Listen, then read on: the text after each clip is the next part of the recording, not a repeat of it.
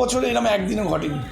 মানে রাগ করে আমার থেকে চলে যাবে, অন্ধকারের মধ্যে রয়েছে, 24 ঘন্টা হয়ে গেছে, আমি প্রশাসনের কাছে সাহায্য হয়েছে, আমার মেয়েকে ফিরিয়ে দিই, কিছু চাইতে নেই। এবার বন্ধুবান্ধবের মধ্যে যদি কিছু হয়ে থাকে সেটা আমার পক্ষে জানা সম্ভব না। বাড়ি থেকে কেনাকাটা করতে বেরিয়ে নিখোঁজ হাওড়ার প্রতিভাবান রাইফেল শুটার দময়ন্তী সেন।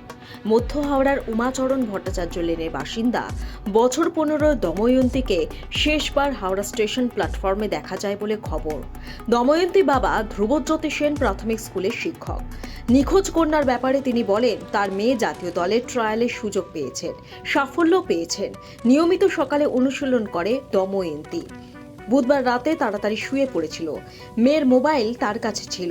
কোনো ঝামেলা বা অশান্তিও হয়নি। কেন সে বাড়ি ছেড়ে চলে গেল তা বোঝা যাচ্ছে না। ঘটনাটা হচ্ছে পরশুদিন রাত্রিবেলা ও খেলে এসছে, আমি নিয়ে এসেছি রাইফেল ক্লাব থেকে নিয়ে এসেছি। আস্তে আস্তে বললো, বাবা কাজে খুব ভালো খেলা হয়েছে, কালকে দেখবে মেডেল কনফার্ম। আমি বললাম যে ঠিক আছে, তুই খেলায় মন দে, মেডেলটা ব্যাটার না, তুই খেলায় মন দে। গল্প করতে করতে এসে তারপর আমি ওকে বললাম যে আজকে বেশি পড়বি না, কারণ 8-9 ঘন্টা ঘুমোতে হয় খেলার আগের দিন। তা বললো না, আমি বাবা আজকে পড়বো, আমার মুড তো খুব ভালো আছে, দারুণ খেলা হয়েছে, স্যারও দেখেছে, তুই স্যারকেও জিজ্ঞেস করে না। আমি বললাম না, জিজ্ঞেস করতে হবে, তুই বলছিস মানে অনেক। ও আমার কাছে কেমিস্ট্রি পড়তে বসলো, কেমিস্ট্রি পড়া হয়ে গেল, আমরা খেলাম। খাবার পর আমি ওকে রাত্রে এসে বললাম যে একদম বেশি কিন্তু খাবি না তুই, গ্যাস যেন না হয়। ও বললো হ্যাঁ আমি জানি গো। ও তারপরে ওপরে হঠাৎ করে গেল, গিয়ে বললো বাবা এখানে শোবো। আমি বললাম হ্যাঁ শো। আমি বুঝলাম ও আমার কাছে শুতে চাইলো, ও শুলো।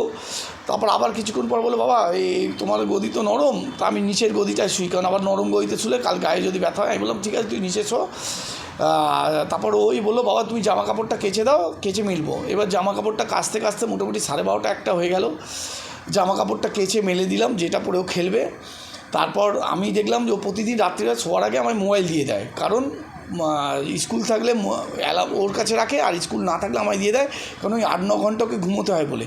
তা সেদিনকে দেখলাম মোবাইলটা দিতে ভুলে গেছে। আমি নিচে নামলাম, ওর থেকে মোবাইলটা নিলাম। ও তখন জেগেই ছিল, জেগে ফোনটা ঘাঁটছিল। আমি ফোনটা নিলাম, নিয়ে বললাম এই শুয়ে পড়, লেট করছিস কেন, তো কালকে আবার লেট করে দিবি বলে ওপরে উঠে গেলাম। ওপরে গিয়ে জামা কাপড় মেললাম, দিয়ে ফোনটা অফ করে দিলাম। ফোনটা অফ করে, কারণ ওর ফোনে আবার অ্যালার্ম বাজবে 6:30 থেকে।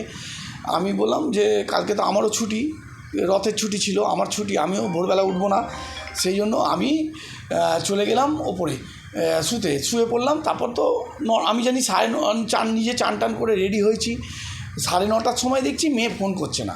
বাবা তুমি খেতে আছো, প্রত্যেক দিন বলে খেতে আছো, বেরোবে তো। তা আমি তখন নিচে নেমে মাকে জিজ্ঞেস করলাম মেয়ে কোথায় গো। দেখলাম গেটটা বন্ধ। মা বললো যে ও দুধ কিনতে গেছে। আমি বললাম কোথায়, তা ওকে বলেছো তাড়াতাড়ি আসতে, ভাত বসিয়ে দিয়েছো। তার আগে বউ এসে নিচে বললো যে হ্যাঁ ভাতটা বসিয়ে দাও, প্রেসারে খেয়ে যাবে। তারপর দেখছি যখন 9:30 বাজে ও আসছে না, আমার টেনশন হয়ে গেল, 10টায় বেরোতে হবে। আমি তখন বললাম মাকে আমি যাই, তাহলে ওকে তুলে নিয়ে চলে আসো, ও তো মুখ চোরা, ও দোকানে দাঁড়িয়েই থাকবে, হয়তো দেরি করে দেবে।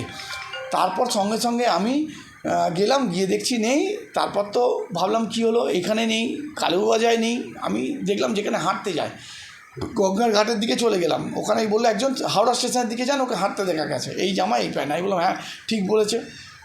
তারপর গিয়ে দেখছি যখন অনেকটা লেট হচ্ছে, 9:50, 10:15, তখন আমি সিপি সাহেবের মাধ্যমে বলরাম দা ফোন করে দেওয়াতে আমি সিসিটিভি ফুটেজগুলো দেখছি যে হাওড়া স্টেশনে ঢুকলো, গট গট গট গট করে এগোচ্ছে, আর 4-5 নম্বর প্ল্যাটফর্মে একাই ছিল। 4-5 নম্বরে ঢোকার পর আর ওকে সিসিটিভি ট্র্যাক করতে পারছে না, ব্যাস এইটাই। তারপর তো সারা রাত খুঁজলাম, কোনো টেস্ট পেলাম না। বালিতে স্টেশনে গেলাম, বেলুর স্টেশনে গেলাম, বালি স্টেশনে গেলাম, সেখানেও সিসিটিভি ফুটেজ দেখাতে পারলো না বা দেখালো না, বললো আগে পুলিশ আসুক তারপর দেখাবো। তাই এই অবস্থা, এখন অন্ধকারের মধ্যে রয়েছে, 24 ঘন্টা হয়ে গেছে, আমি প্রশাসনের কাছে সাহায্য হয়েছে, আমার মেয়েকে ফিরিয়ে দিই। হাওড়া রাইফেল ক্লাব থেকে 3টে গোল্ড পেয়েছে ডিস্ট্রিক্ট লেভেল। শ্রীরামপুরেই একটা রাইফেল ক্লাবে সিলভার মেডেল পেয়ে এসছে। এবার প্রি স্টেট ছিল, তারপর স্টেট ছিল আসানসোলে। 15 বছরে এরকম একদিনও ঘটেনি। মানে রাগ করে আমার থেকে চলে যাবে। আমি তো পড়ার সময় ছোটোবেলায় বকেওছি, মেরেছি, কিন্তু কোনো দিন রাগ করে যাবে এরকম কোনো ঘটনা ঘটেনি। না, আমার তো বাড়িতে সিসিটিভি ফুটেজ আছে। আমি বারবার পুলিশকে বলছি দেখে নিন, আমার সাথে বা আমার বউয়ের সাথে বা আমার ওর ঠাম্মার সাথে কোনো ঝগড়া ঝামেলা কিচ্ছু হয়নি। আর আমার প্রত্যেকটা সিসিটিভিতে সাউন্ড আছে, সাউন্ড দেওয়া, মানে যা যদি চিৎকারও করি সেই সাউন্ডটা ক্যাপচার হবে, কিচ্ছু চাইতে নেই। এবার বন্ধুবান্ধবের মধ্যে যদি কিছু হয়ে থাকে সেটা আমার পক্ষে জানা সম্ভব না। আমি প্রধান শিক্ষক রানীবালা স্কুলে। নাম? আমার নাম ধ্রুবজ্যোতি সেন, আমি দময়ন্তীর বাবা। এখনও সে বাড়ি ফিরে না আসায় উদ্বিগ্ন পরিবার ও সতীর্থরা। ইতিমধ্যেই হাওড়া থানায় নিখোঁজ ডায়েরি করেছে পরিবার। সমাজ মাধ্যমেও দময়ন্তীর নিরুদ্দেশ সম্পর্কে পোস্ট করা হয়েছে। পুলিশ সিসিটিভি ফুটেজ দেখে গোটা ঘটনার তদন্ত শুরু করেছে। এরকম ভিডিও দেখতে চ্যানেলটি ফলো করুন।